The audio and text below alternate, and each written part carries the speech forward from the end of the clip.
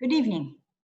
My name is Anne Marie Leader, and I'm your child's U.S. history teacher for their course, United States History at the prep level. Earlier this school year, I sent a video to everyone, and I also posted it on YouTube for an opportunity for the students to get to know me a little bit and get to know my classroom, because one day soon we will be back in here with class, and I wanted to make sure that they were feeling comfortable. So I sent that. Some of you might have seen that. But I want to take just a minute for those of you that didn't, for me to tell you a little bit about myself. I'm from the community. I grew up right here in LaGrange Park. I went to Ogden Avenue School and then on to Park Junior High and then went to LT myself.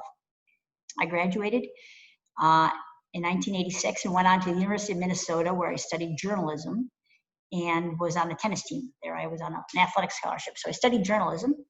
And then after working in advertising and marketing for a few years, I wanted to go back to school. So I changed careers and I got a master's degree, and now I'm back teaching in my second career. This is my 27th year.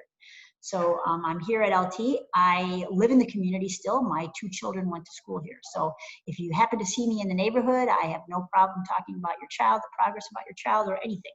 I bleed blue and gold, and so I believe in this place. And so however I can assist you. The course that your child is taking is going to be from colonial America. Right now, we're in the unit Colonial America and the American Revolution, and it's going to take us all the way till 1980 solidly. And then the last few days of school, trying to come up to a little bit as modern day as we can. History keeps going on, and there's only so many days in the school year, so we struggle with what we cut. It's a hard word to use. What do we cut? We try to make the course meaningful with connections to outside. That's really important. But your child will be learning skills, a lot of good reading skills, thinking skills, writing skills, cause and effect, constantly thinking about cause and effect, how something happens and how it causes something else to happen. You should find a textbook at home with a big blue eagle on it that your child will be using occasionally. We do not read that book cover to cover. There's no way. We use it as a resource. So each section that I assign is about 3 to 5 pages each. So it's not too much, but I do encourage them to make sure that they are reading when I do assign material to be read. It's really important that they get that background. This is not a class where they will write big essays. If you wanted your child to have a big involvement in lots of research paper and essays, the Excel level does that more, and then the AP level does that even more. So if that is something that you really want to do and have your child have that experience, that would be a course that you would ask them to be put into.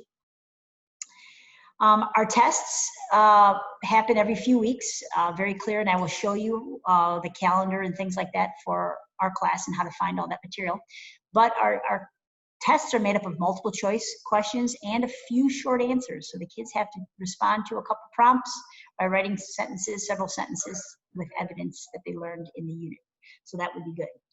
But the most important thing we focus on, though, is growth. So on the first day of school, I gave them about 30 questions as a pretest to see what they knew about all the topics that we're going to study this semester. And I did not share the data with them, but I'm going to save that, and I'm going to give them that same test back at the end and say, look at all that you learned now. You came in knowing, and now have you grown? So this semester, we go from colonial America all the way till the Industrial Revolution here, industrialization, immigration, urbanization.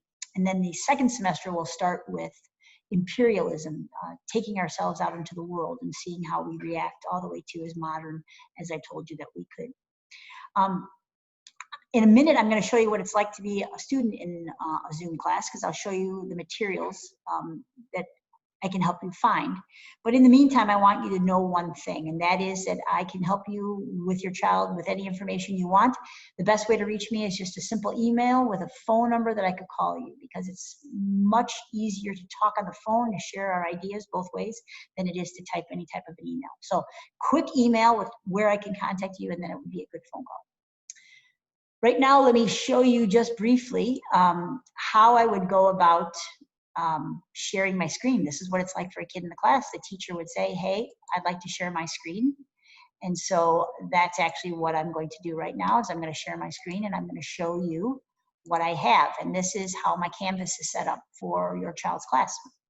Simply, you would go onto Canvas like this, and their class is right down here, United States History Prep first semester. You would click on that, and it would take you to my Canvas page. And this is how things are organized by modules. We call them modules. These are like electronic file folders.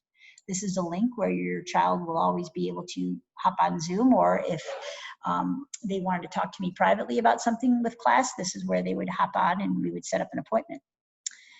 I also have a little how-to. We are currently in week number 3, still finishing up our last few days with this first unit. So this is how I organize by week. And so I have a calendar for each week. I have all my materials right here. I have collapsed the other weeks, but you can tell your child to maybe collapse those too, because they can be pretty cumbersome, all these different files. But here's where you would find things to learn about my class. My written class policies that I can show you in just a minute are right here. And then the slide presentation that I have right here. So I'm not gonna take time to roll through those slide presentations, but that's where you could find them and I could show you. So if you look right here, this is what I would do. I would go like this and I would share a slide presentation and I would tell you about my classroom. As I told you in the opening video that it was part of the old library. And I would scroll through this. And this is how kids are taught with a power presentation. So I would like you to take a peek. I'm available during the Vita Plena time. One thing I do want to ask your favor on is how kids come to the Zoom meetings, making sure they come on time. It takes about 5 minutes to check everyone in. So if they came a little bit early, then it would at least get half the class checked in. Making sure that they have their video camera on. It's hard to teach people that I can't look at. So you got to make sure your child has a video camera that's on and that they don't have the camera laid back like this where you can see the ceiling and the wall. That doesn't do any good for anyone. Or to have just their hair showing like this. They need to have their face on the screen like this. That's the proper way to be in a classroom, and that's how we can communicate and they can communicate with us easier. So anyway, I have this PowerPoint presentation. That's something you could peek at. And I also have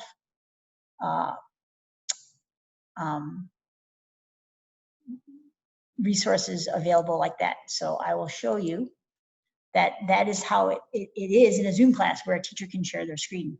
So those are some things that I hope you can peek at and get to know me a little bit better. And if I can ever do anything to help you with your child, just encourage them to follow through and stay focused and notice how things are available on Canvas. That would be great. I really appreciate it. I look forward to hearing from you, and hopefully I will see you one time soon, or more than one, when we're able to. Okay, thank you very much.